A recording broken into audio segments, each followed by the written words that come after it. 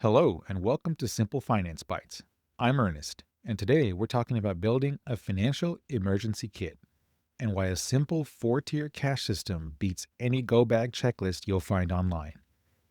If you had 10 minutes to leave your house tonight, would your money still work for you?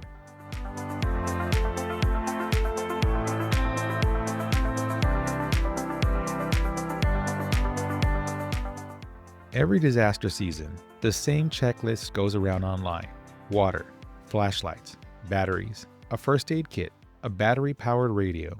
And none of that is wrong. You genuinely need those things. But almost nobody talks about what happens to your money when you're standing outside your house with an evacuation order sitting on your phone. Here's what actually happens when a disaster hits close to home. The power goes out, sometimes for days. Cell towers get jammed or knocked offline completely because everyone in a 5-mile radius is trying to make a call at the same time. Card readers stop working, not because the store doesn't want your money, but because the internet connection behind that little machine is down. ATMs run out of cash or lose power entirely or have a line 50 people deep. And the checklist that told you to pack a flashlight never said a single word about any of that. I spent 3 years living in New Orleans in Hurricane Alley and now live in the Bay Area of California where earthquakes are a routine thing. So I understand a little bit about disaster preparedness and about pending disasters. And let me tell you, a financial emergency kit is as important as any of the other emergency kits you're going to hear about online. This is a method that I follow and I recommend in addition to having the actual emergency kit for an evacuation. I know it's just a matter of time before an earthquake hits here and we have an emergency that we need to evacuate from, just like I was always prepared when we lived in New Orleans for an hurricane evacuation. And the one thing you need to understand beyond having your actual emergency kit with flashlights, batteries, food, water, etc., and the financial emergency kit is that insurance, which many people have, is not an instant thing. This is something that people always get wrong about insurance. And I don't mean to knock on insurance. You should absolutely have it. Let me repeat that. You should absolutely have insurance. However, there's a common misconception that having homeowners or renters insurance means you're financially covered the moment something goes wrong. Insurance is a reimbursement system. It pays you back after you file a claim, after an adjuster inspects the damage, after paperwork gets processed and approved. It's an after-the-fact thing. Depending on the disaster and how many other people are filing claims at the same time, that can take weeks or even months. It does not put $40 in your hand tonight so you can fill up your gas tank and get your family somewhere safe. Think about that. If you don't have cash on hand, or if you're not prepared ahead of time, if a disaster strikes your area, there's going to be hundreds or thousands or potentially millions of people impacted at the same time. Even if insurance worked at the speed of light, they cannot handle all of that at one time. Just look at all of the major disasters that have happened over the last couple of years. Some of those are still being parsed out by insurance companies today. We're talking over a year later. So always be prepared and never count on insurance happening in a timely fashion. That gap right there, the time between when disaster hits and when money starts flowing normally again, is exactly what a financial emergency kit exists to cover. Not forever, not as a replacement for insurance or savings or anything else you're already doing. Just enough to get you through the first few days without freezing up or making a bad decision because you're panicking about cash. And here's the part that connects back to how we think about money on this show. The industry sells complexity. They want you juggling 17 accounts, 3 credit cards for different reward categories, and a financial plan so complicated you need a call center to explain it back to you. Simple Finance says the opposite. A handful of accounts organized by one clear rule beats a complicated system every single time, especially when you're under pressure and your brain is not at its sharpest. I think that's something that we really need to pay attention to here. There's a psychological thing that's going to happen when a disaster hits, a true disaster. If you've never been through one, you don't understand. If you've been through a real disaster, you get it. If you have not planned, you are in a world of hurt. And even then, even the most perfect plan has its hiccups. I like to use a quote from Mike Tyson here. Everyone has a plan until they get punched in the mouth. That is absolutely what happens here. And you don't want to panic, and you don't want to have to figure out things as the disaster is happening. You want to have your plan in place, you want to have it ready, and you want to be able to follow it when the disaster happens. And if you do have to make adjustments, you want them to be minimal, not designing a plan on the spot while the disaster is taking place. There's also a timing problem most people never think about until it's too late. Disasters don't wait for a convenient moment. They don't care that your direct deposit hits in 3 days, or that you were planning to move some money into savings next week, or that you've been meaning to update your beneficiary information for the last 6 months. The whole point of a financial emergency kit is that it's already done before you need it. You're not building it in the moment. You're building it on a random Tuesday afternoon when nothing is wrong, specifically so that when something is wrong, you're not figuring it out at the last minute. And I want to be clear about something. This episode is not about assuming a disaster is coming for you specifically. It's about the fact that when something does go sideways, whether it's a wildfire, a hurricane, a flood, or honestly even something smaller like a burst pipe that floods your first floor, the financial side of that emergency is completely separate from the physical side. You can have your go bag perfectly packed and still be standing in a parking lot with a dead phone, no cash, and no idea how to reach your own bank account. That's the gap we're closing today. Quick note, if you're finding value in this episode, subscribe to Simple Finance Bites on Apple Podcasts, Spotify Podcasts, or YouTube Podcasts, and leave us a 5-star review on all of them. Like us on YouTube and share this with someone who you think needs to hear this information. So here's the simple finance approach, and it's genuinely simple once you see it laid out. Instead of dumping your entire emergency fund into one account and hoping for the best, you split it into 4 tiers. The tiers aren't based on what pays the best interest rate. They're based on one question only. How fast can you actually get your hands on this money? Tier 1 is cash at home, a small stash, enough to cover a few days of gas, food, and a hotel room if you need one. This is not your whole emergency fund. It's a slice of it. It's just enough for that first stretch. Keep it in a fireproof, waterproof cash bag, and keep that bag inside of a larger fireproof safe. The safe is your primary layer of protection against the fire, water, and theft. The bag inside the safe is what you actually grab on your way out, so you're not fumbling with a combination lock and a heavy metal box while smoke is filling the driveway. I think that's something to point out here. Some people have asked me, well, why do you have a fireproof bag and a fireproof safe? And the reason is simple. You don't want to have to pick up the safe and take it with you. You don't want to be opening it and trying to rifle through what's in there and figure out what's important versus what's not. What is important is in the fireproof bag. It's your cash, it's your passports, your identification, your birth certificates, your car titles. Very important documents, including cash, go in that fireproof bag inside the fireproof safe. When the emergency hits and you need to evacuate, you open the safe, grab the bag, and leave. That's the reason we do it this way. And keep in mind, this is the only money in your entire 4-tier system that works the instant everything digital stops working. Let me repeat that. When everything digital stops working, right? When a real disaster hits and electricity is out, ATMs are down, credit card processing's down, the only thing that's going to work at that point is cash. And that's the reason you have the cash on hand. When I was living in New Orleans, there were several times during that time period where major storms would come through. Not even hurricanes, just major tropical storms that dumped a ton of water on the city. And when that happened, it caused lower lying areas to flood, electricity to be out in large areas, which included ATMs, banks, gas stations, all kinds of things. And again, when the electricity is down and you can't process digital payments, cash is king. So from personal experience, let me tell you, cash matters in these types of situations. Okay, let's advance the scenario a little bit. So let's say there's a major hurricane that hits and it has now flooded your entire city. So your house is uninhabitable for at least a couple of weeks, if not a couple of months. So we're moving up a level. It's not just a localized disaster where, you need the cash to get you by for a couple of days, but then you can go back to your home and everything's fine. This is a scenario where you're actually out of your home for a couple of weeks to a couple of months because of a major disaster scenario. Let's talk about Tier 2 and how this applies. Tier 2 is your local credit union or an online high-yield savings account if that's more your style. I always recommend credit unions, but if you're not one who likes a credit union or you don't have one near you, An online bank like Capital One is perfectly fine. Ally Bank, perfectly fine. This tier does two jobs. It earns real interest, which cash sitting in a safe never will, and it's insured, either through NCUA if it's a credit union or FDIC if it's a bank. As long as the network is up and running, you can usually get to this money fast, either through an ATM or by walking into a branch.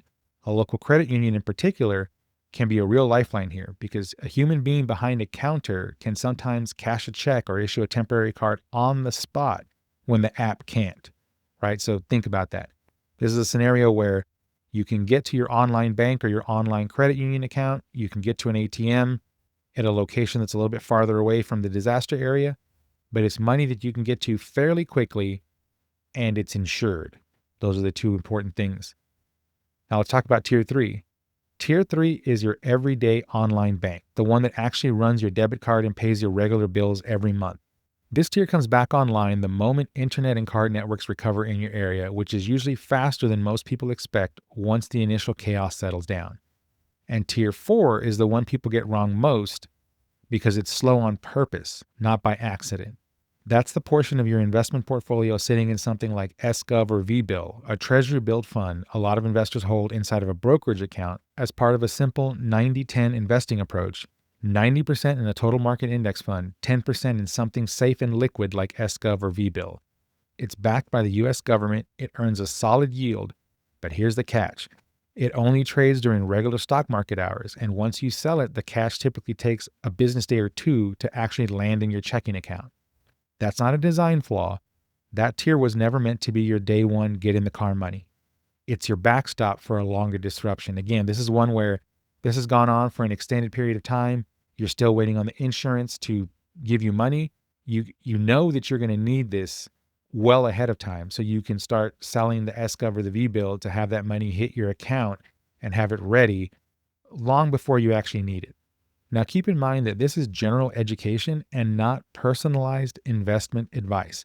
So if you want a plan built specifically around your own numbers, that's exactly what a CFP or a certified financial planner is trained to help you build. We're talking about emergencies, not investments. Just so happens that the tier 4 of your system is sitting in a brokerage account, which sits in the investment sphere. Now, how much should actually sit in each tier? There's no single number that works for everyone, and I'm not going to pretend there is, but the general idea is this.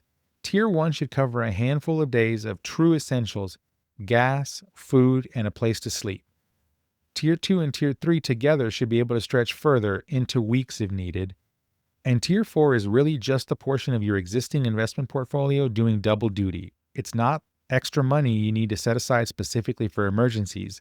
It's simply structured so that a slice of it happens to be liquid and safe if you ever need to lean on it. The beauty of thinking about your money this way is that it removes a decision you'd otherwise have to make under stress.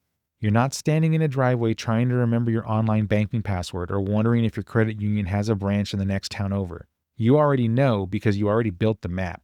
Tier 1 is instant. Tier 2 and 3 are fast once the networks are back. Tier 4 is your patient money, the tier that's there if things drag on longer than anyone hoped. And this is the reality of most major disasters. Everyone hopes that things will get resolved fairly quickly, but what we have seen in the United States especially is that these disasters can drag on for weeks, months, and in some cases even years depending on the scale of the damage. So never assume that things are going to be over very quickly. You should always assume that it's going to take at least a couple of weeks, if not a couple of months, to get back to normal, whatever normal is. But if it's a severe disaster, if you live in a place like New Orleans or the Bay Area where I'm at, and you know that that disaster can be very, very bad, you should plan for months to a year plus of a potential disaster.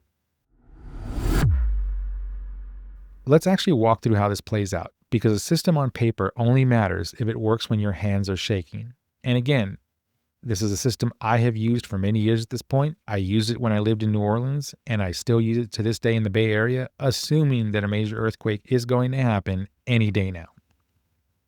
But let's use something that happened more recently here in the state of California. Picture a fast-moving wildfire sweeping through a residential neighborhood, the kind that made national news in early 2025. Residents in the path of that fire got minutes, not hours, minutes to leave. No time to pack, no time to think, just get out.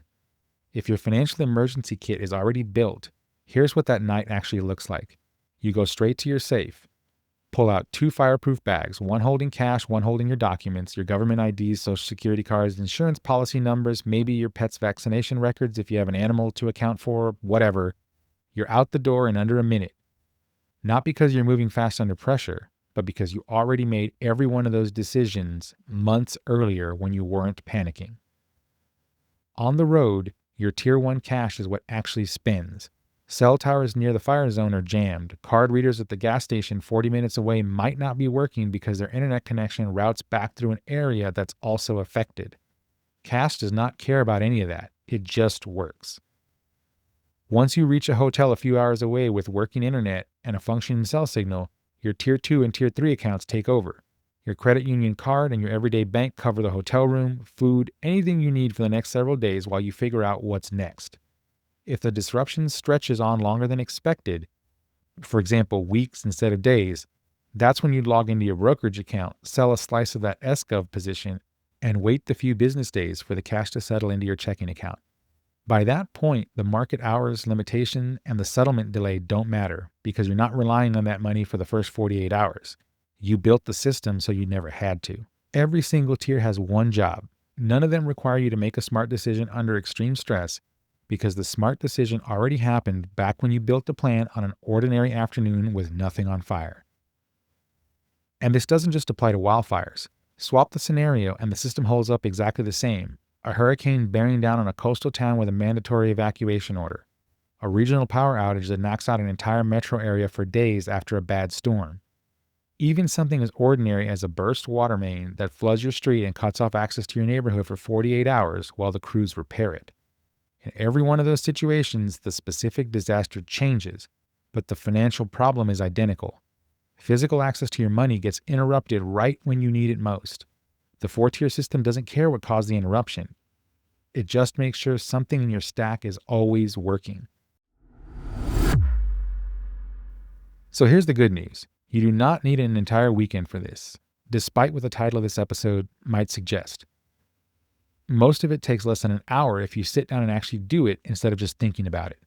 Before we get into the steps, let me address the cost question because I know some of you are already thinking about it. A decent portable fireproof safe and 2 fireproof bags is not an expensive setup. This is exactly the kind of purchase that fits the prepaid lifestyle we talk about on this show. Save up the relatively small amount of cash it takes, buy it outright, and you own a piece of equipment that could genuinely matter on the worst day of your life. No financing, no subscription, no monthly fee. You buy it once and it sits there working for you day in, day out.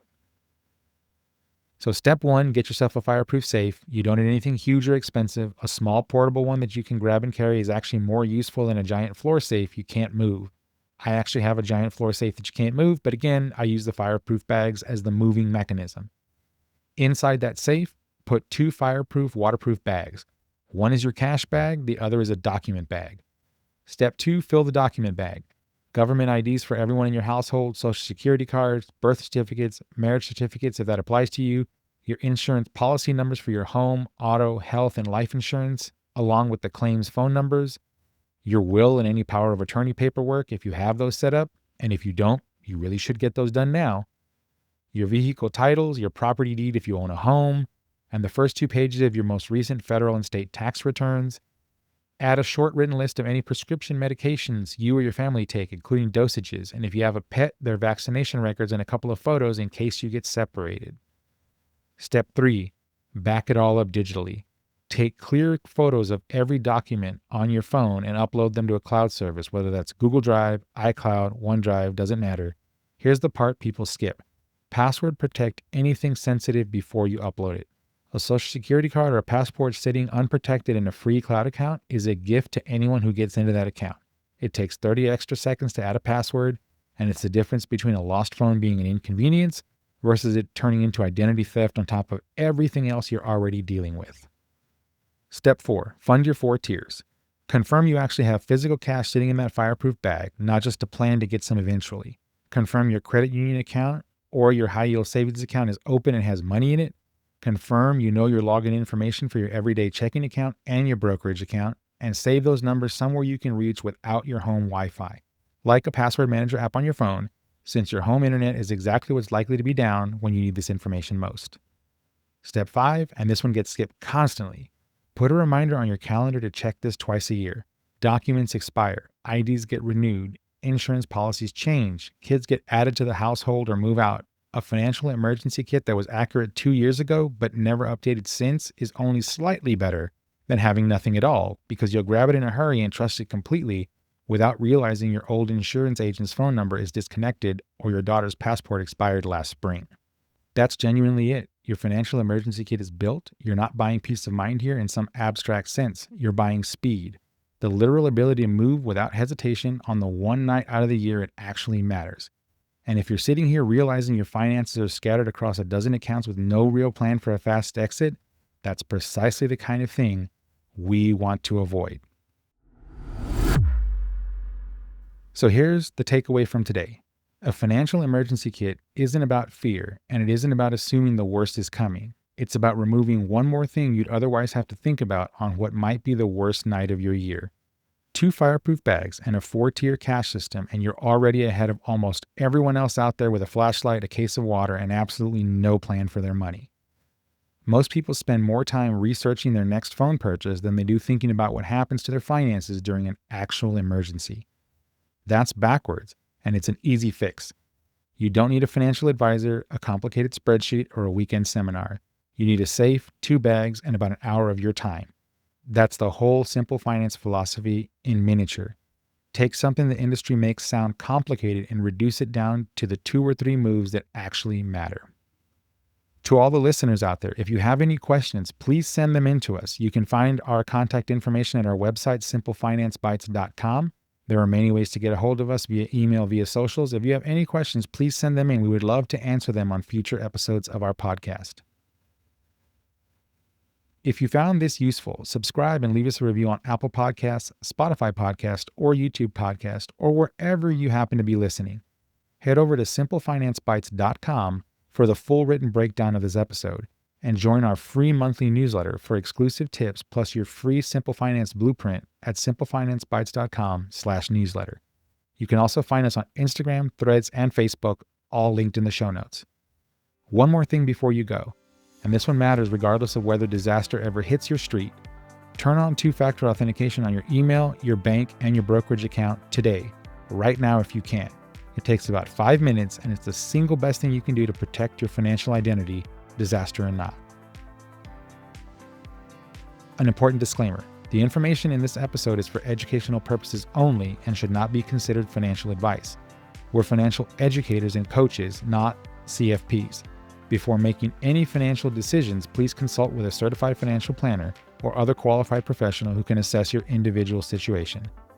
Thanks for listening to Simple Finance Bites. And remember, simple works, complex doesn't.